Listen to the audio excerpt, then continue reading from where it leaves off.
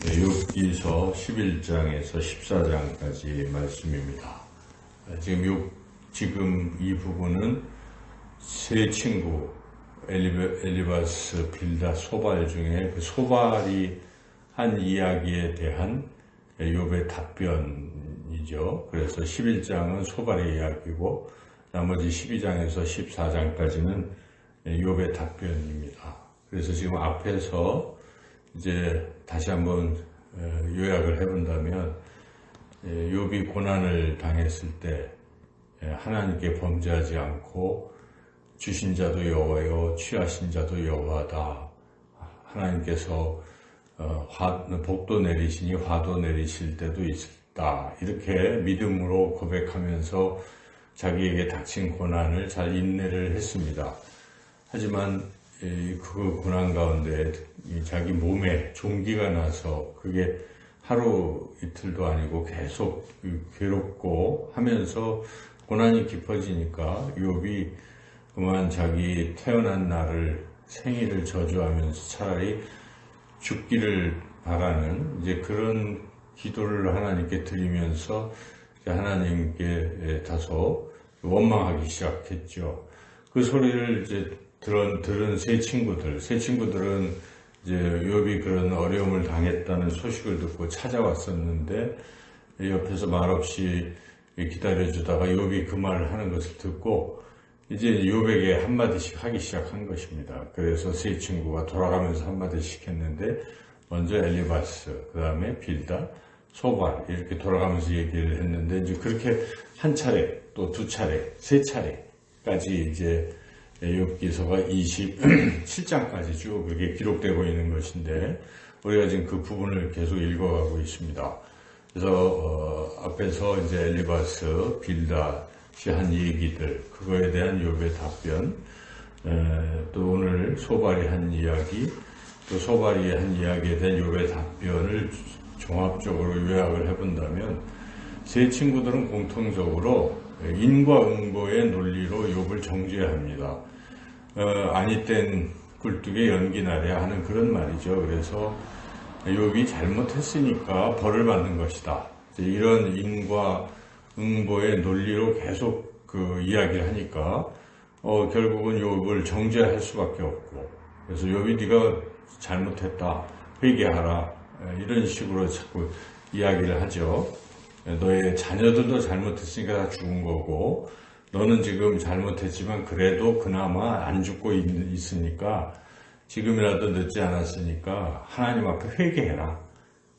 그러면 네 목숨을 건질 것이고 그리고 다시 회복될 수 있으니까 잘못을 회개하라 하는 식으로 이제 이야기를 하고 있는 것이죠. 근데 욥은 답답한 것이죠. 왜냐하면 앞에서도 하나님께서 욥이 잘못했다는 말씀을 안 하셨기 때문에 욥은 의인이라고 말씀하셨기 때문에 욥이 잘못해서 지금 당하는 고난은 결코 아닌 것입니다.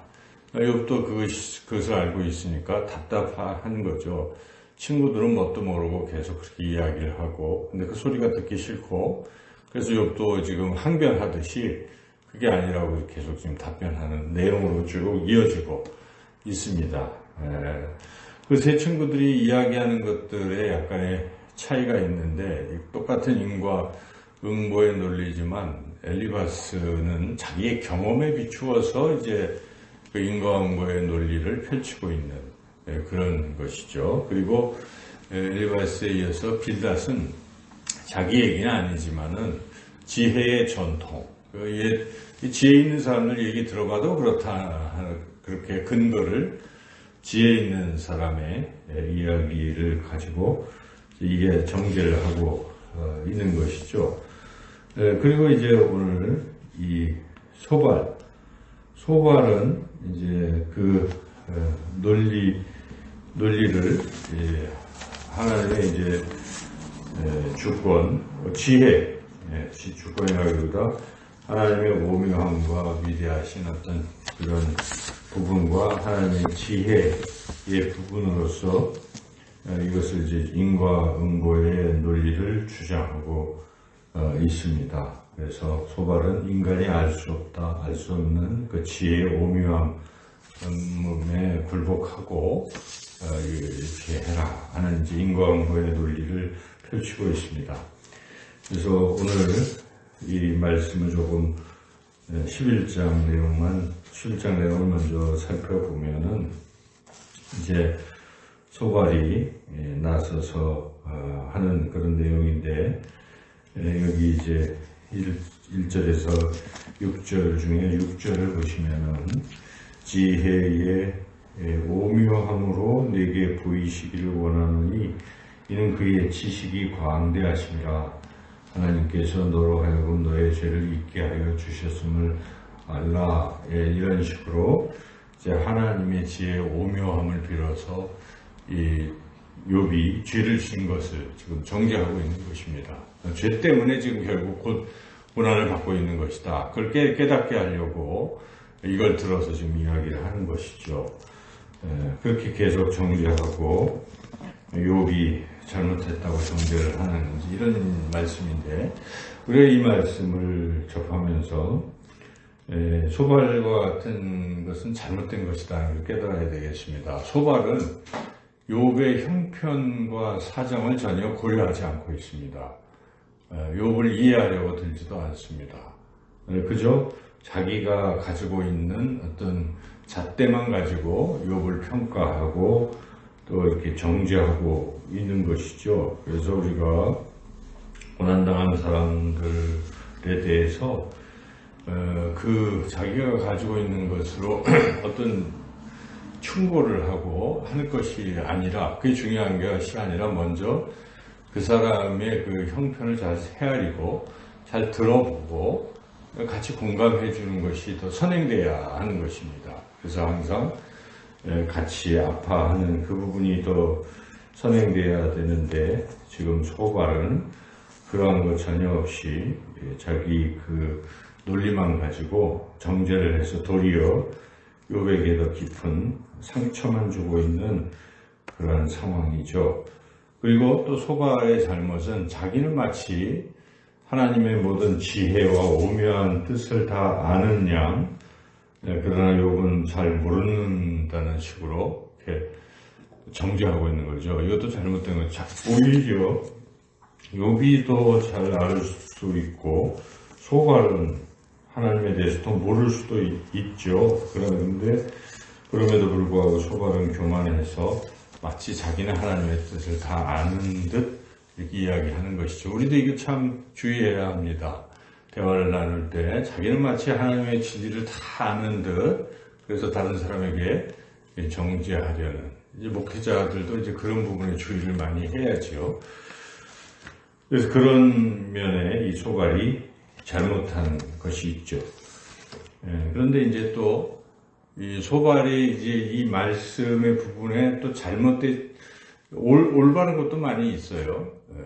근데 그거를 이제 이 욥에게 이렇게 적용을 하는 게 잘못된 것이죠. 그래서 우리가 어떤 그런 말씀이 귀한 말씀을 잘 이해했다면 남들에게 적용하는 것보다는 먼저 자기에게 적용하는 게 가장 중요하죠. 말씀을 읽을 때는 이 말씀을 내게 비추어서 나는 어떤가에 우리가 더 관심을 가져야지, 자기는 적용하지도 않고 이 말씀으로 타인에 대해서만 자꾸 이건 누가 들어야 돼 이런 식의 생각만 자꾸 갖고 있으면 전혀 도움이 안 되는 것입니다. 소발이 그런 측면이 있죠. 여하튼 그럼에도 불구하고 이 소발의 이야기 중에 우리가 귀담아 들을 수 있는 부분이 있습니다. 그 부분적으로 옳기 때문에 2절 말씀 같은 경우는 참 귀한 말씀이죠. 2절을 읽어보겠습니다. 말이 많으니 어찌 대답이 없으랴. 말이 많은 사람이 어찌 의롭다함을 얻겠느냐. 말이 많으면 실수가 많고 그렇다는 것입니다. 그래서 이것은 옳은 말입니다. 우리도 이 말을 자꾸 많이 하면 말 때문에 실수가 많아져요. 그래서 가능하면 말을 안 하는 게 좋습니다. 말하기보다는 듣는 것을 잘하는 게 좋은 것이죠. 듣기를 속히 하는 것, 이것이 훨씬 더 중요한 것입니다. 그래서 오늘 하루 우리가 적용한다면 이 말을 많이 하지 말고 자꾸 이렇게 들어주고, 그리고 소발처럼 그렇게 자기가 아는 것을 가지고 다른 사람을 이해하지도 않고 무조건 자기 잣대로 이야기하기보다는 상대방의 형편 사정을 좀 두루 살펴볼 수 있는 이런 마음. 그러니까 잘 듣고 그 상대방의 사정을 잘 이해하고, 그리고 말을 하고 싶어도 좀 참고, 또 참다가 이렇게 결정적인 필요한 말만 짧게 이렇게 하는 것이 지혜로운 것이 아닐까. 오늘 이 말씀 통해서 우리가 그런 것을 적용해야 하겠습니다. 이후에 이제 12장부터 14장까지 욥이 답변하는 내용도 뭐 꼭 옳다고 볼 수도 없습니다. 왜냐하면 욥은 말을 하면서 자꾸 이렇게 하나님을 원망하는 말을 자꾸 하기 때문에 욥의 말도 잘됐다고 보기가 어렵죠. 특별히 이제 욥은 이렇게 뒤 12장에서 14장까지 답변을 하는데, 이것은 단지 소발에 대해서만 답변하는 것이 아니라 엘리바스, 빌닷, 소발 이 세 사람에 대해서 뭉뚱그려서 답변을 쭉 하고 있는데, 그 인과응보의 논리가 틀렸다는 것을 이제 잘 설파하고는 있어요. 그런데 하다가 이제 뒷부분에 13장 20절부터는 욥이 이 세 친구에 대한 이야기가 아니라 하나님께 말씀을 드리기 시작합니다. 그래서 13장 20절부터는 기도를 이제 하나님께 드리고 있죠. 그래서 내가 너희들한테 이야기하는 것보다는 차라리 하나님께 아뢰는 것이 좋겠다 하고 이렇게 하나님께 말씀드리는, 이건 참 바람직한 태도, 우리가 배워야 될 태도입니다. 그래서 다른 사람이 나를 잘 이해도 못하고 자꾸 이런저런 쓸데없는 얘기를 가지고 나를 괴롭힐 때 그것 때문에 우리가 마음 상하고 이렇게 상처받고 있지 말고, 그럴 때 어떻게 해야 되겠습니까? 하나님께 기도하는 게 더 나아요. 그 시각에 차라리 하나님 앞에 나와 이 성전에 나와서 하나님하고 자기 사정을 아뢰고 기도하는 것이 더 유익할 것입니다. 욥의 이런 태도는 우리가 본받을 만한 태도이죠. 그런데 이제 또 하나 문제는 욥이 기도하는 태도는 좋았는데 기도하는 내용이 이제 문제가 상당히 심각하다는 것이죠. 그래서 여기에 쭉 보면은 하나님을 아주 그냥 원망하고, 그리고 또 자기는 이제 절망하는, 이게 차라리 죽었으면 하는 이런 식으로 자꾸 이제 절망의 그런 기도를 자꾸 드리고 있는 이러한 부분들, 여기 7절 같은 데 보면은 나무는 희망이 있나니 지킬지라도 다시 움이 나서 연한 가지가 이렇게 쭉 되지만 자기는 그러나 사람은 장정이라도 죽으면 소멸되나니 인생이 소물 거두면 그가 어디 있느냐, 인생 무상, 이런 식으로 차라리 죽었으면 좋겠고 지옥에 갔으면 좋겠다, 이런 식의 절망적인 얘기를 자꾸 하고 있는 것이죠. 그래서 이것은 옳지가 않은 것인데, 우리가 생각해 볼 때 왜 욥은 이렇게 기도를 하면서도 절망 속에 자꾸 빠져들어갈까? 물론 고통이 심해서 절망 속에 빠져들어가고 있지만 그에게는 희망이 없기 때문에 그런 것입니다. 사람이 아무리 고통 속에 있어도 희망을 가진 사람은 이렇게 깊이 빠지지만 않습니다. 다시 희망을 가지는 거니까. 근데 이 욥이 갖지 못하는 희망은 다시 산다는, 부활한다는 소망이 없어서 그렇습니다. 욥은 그냥 죽으면 끝으로 자꾸 생각하고 있는 것이죠.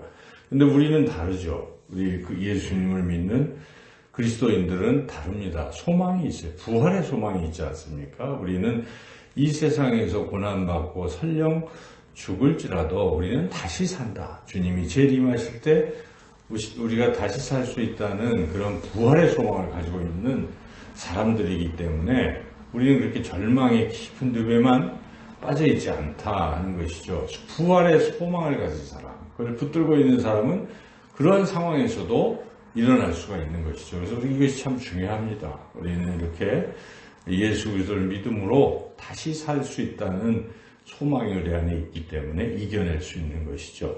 그래서 오늘 참 긴 말씀들인데 다시 한번 우리가 종합해 본다면, 말을 많이 하지 말고 다른 사람에게 잘 그 사람의 형편을 살펴서 그 사람 얘기를 귀담아 들어주고 말을 아끼고 하는 것이 지혜로운 삶이고, 그리고 우리가 또 이런 절망의 늪에만 빠져 있지 말고 하나님이 우리와 함께 하시고, 우리는 부활의 소망을 가진 사람으로서 또 용기를 가지고 또 주님을 바라보고 오늘도 힘차게 승리하는 복된 하루의 삶이 되시기를 주님의 이름으로 축원합니다.